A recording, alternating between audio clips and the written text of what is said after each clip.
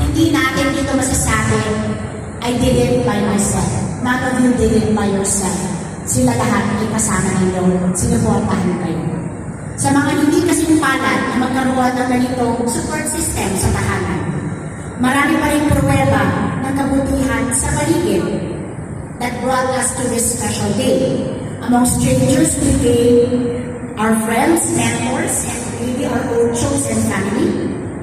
Ang mga klase mo na nagpasaya sa inyo sa gitna ng stressful na exam. Ang kaibigan mong hindi naging madapat sa mga notes niya. Ang professor mo na masukin sa umpisa, pero marami na nang naituro sa iyo, tungkol sa iyong kurso, pero hindi sa lahat tungkol sa pakipagsalamuha sa buhay. Pati na ang mga guards, utility personnel at staff na bumabati sa iyo bawang araw at sinisiguro na ligtas at maayos ang eskwelahan.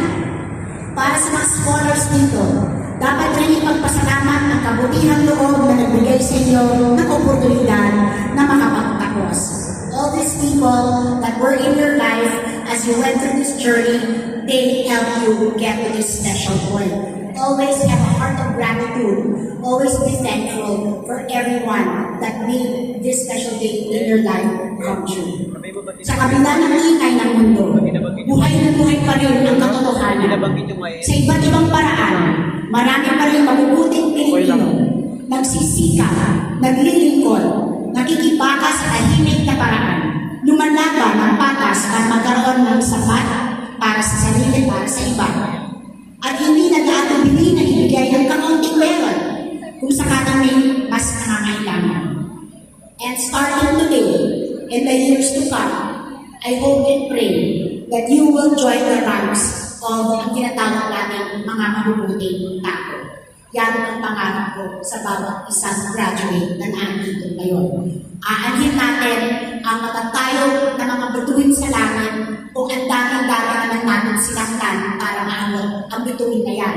Because at the end of the day, you will find that when you reach for that highest star, but you have no peace in your heart because of the many people that you hurt to get to that star means nothing. It will mean nothing.